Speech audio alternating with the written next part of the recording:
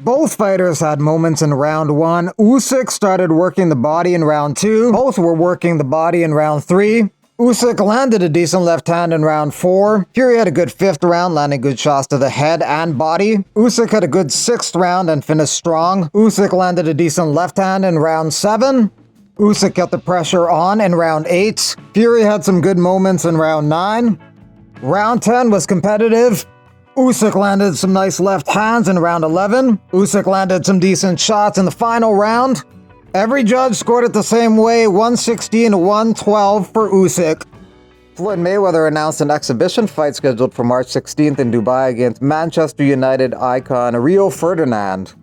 Oleksandr Topuria won his last 3 fights via KO in the first round. He's going to be making his UFC debut at UFC 312 in February against Cody Haddon. The left hook to the body is one of his specialty shots.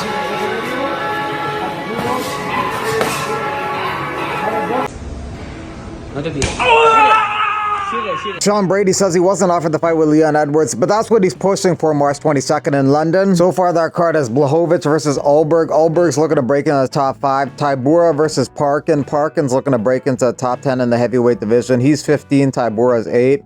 Menefield versus Umar C. Umar C is looking to break into the light heavyweight rankings. Christian Leroy Duncan versus Andre Puliev. Molly McCann versus Estela Nunes. Shauna Bannon versus Pooja Tomar. At UFC 312, both these guys have the exact same record, and both these guys have 2 KOs on their record. Salkeld will have home cage advantage fighting in Australia.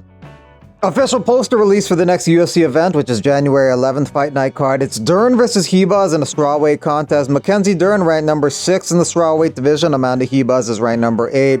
They fought in 2019. Ribas won a unanimous decision. It was 30-27 on all the scorecards. Ribas showed superior striking throughout the contest, landing clean combos and using her footwork to avoid Dern's pressure. She also had good takedown defense during the fight, which neutralized Dern's jiu-jitsu skills. This is the second fight in a row that Ribas is in the main event. She main evented against Rose Namajunas earlier this year. She lost a decision in that one. Dern's coming off a win over Lupi Godinez. She has headlined 3 other cards versus Yan Shannon, Angela Hill, as well as Marina Rodriguez. She beat Hill, lost to Yan and Rodriguez. Amanda Ribas has had the same pattern in her last 8 fights. She won against Paige Van Zandt, lost against Rodriguez, won against Janjidoba, lost against Chukagian, won against Araujo, lost against Barber, won against Pinheiro, lost against Namajunas. Based on that pattern, she should win against Dern. Also on the card is a middleweight contest between Roman Kopylov and Chris Curtis, which will be an interesting clash of styles and striking. Kopylov is known for outside striking using kicks, while Curtis likes to fight in the pocket and pressure opponents. Curtis may attempt to clinch a bit and wrestle a bit with Kopylov in order to neutralize his striking and keep him in place. Ultimately, the outcome of the fight will likely depend on whether Curtis can close the distance and force Kopylov into a brawl, or if Kopylov can maintain his distance and pick Curtis apart with his striking. Curtis may have to draw on his experience to win this one. He definitely is very experienced. He's been fighting over 21 years now, and this is his 44th fight. Also on that card is a featherweight contest between Christian Rodriguez and Austin Bashi. Bashi is a highly touted undefeated prospect at 13-0. His last 5 fights have come via stoppage, including a win on the Contender Series, which got him this UFC contract. This is the 4th undefeated prospect that Christian Rodriguez has fought in the UFC, and he won all those fights, handing all those guys their first losses. He beat Isaac Dalgarian via split decision. Close fight, some disagreed, but ultimately a win for Christian Rodriguez. He beat Cameron Simon, and he also beat Raul Rosas Jr., the only guy to beat Raul Rosas Jr. Brandon Royval confirms that he will be fighting Manal Kape on March 1st in the main event of that UFC Fight Night card at the UFC Apex.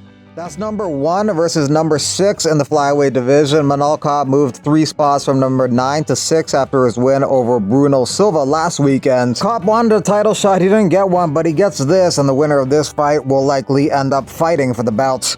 Brandon Royval says, at the end of the day, I got the toughest resume since I signed to the UFC. Y'all gonna learn to put some respect on my name, only top 10 fighters.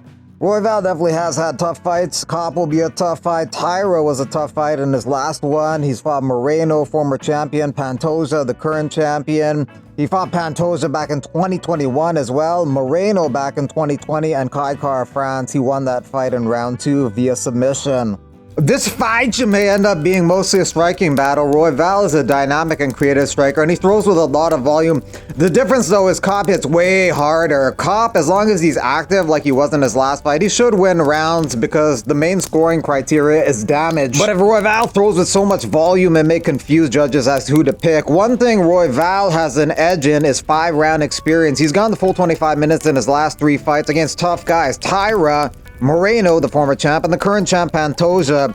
So that experience could be a factor in championship rounds. First time in 13 fights that Adesanya won't be in a title fight. First time in 6 years that he won't be on a pay-per-view card. He says he doesn't care though. He says it's a Saudi Arabia fight card, first of all, and there's a crowd, so it's not like the effing Apex or something. This is the second UFC event that the UFC has done in Saudi Arabia. The first one was in June. Adesanya said he was never offered the fight with Kyle Bahayo. Bahayo was campaigning hard for that fight, but it didn't go to him. He's actually considering dabbling in a new weight class. It seems that the middleweight division is too messy right now. What do you guys think about going up to light heavyweight and face a top 15 guy? Right now at middleweight, he's ranked number 6. Ahead of him are Mavav, Whitaker, Chimaev, Adesanya, and Strickland. Marvin Vettori looking for a fight. He's going to be returning soon. He says he's looking for someone to pick up the phone and fight him. So far, no takers. Joe Pyfer competing at Fury Grappling 12 against Nick Willie on December 28th. Pyfer is coming off a victory over Marc-Andre Barriault. Sarukian puts John Jones as number 1 and Islam Makhachev as number 2. Officially, Makhachev is ranked number 1, but Sarukian could change that. If he beats him January 18th, Jones would move up to number 1. Sarukian said he initially only wanted to join the UFC to get a UFC fight kit and get his Instagram verified. Now he's fighting for the belt. Alexander Emelianenko won by first round TKO at NFL 2 in Russia.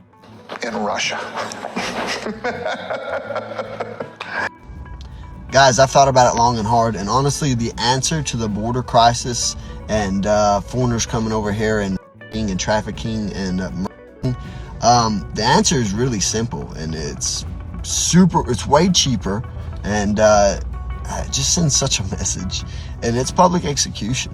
We don't waste your tax dollars. We don't waste your grandma's tax dollars on feeding these people, on getting them public defendants, and on housing them. And we do it publicly. No one's forced to watch this except the family of the said perpetrator. We fly their family in from whatever third world country they're from, and we get them first row seats. They're forced to watch. This way, it does a couple things. One, it forces these people to raise the next litter they have a little bit different. Yeah, maybe install some morals and the ability to assimilate into a first world society. 2, it will stop the flow into our great country. There's no great consequences for in a white girl hair. They give you a slap on the wrist, like, don't do that again. I know you do that in your country, but don't do that here. There's no fair in these people. We have to get back to striking fair into them. And 3, hopefully, they don't ever want to come here ever again. They just can't assimilate in first world societies. And they don't even want to take the chance, so they don't even come over here to commit these said crimes. That's how you fix our borders. That's how you strike fair and just. You don't do it by putting them in an American jail. You don't do it by appreciating them and understanding their culture. You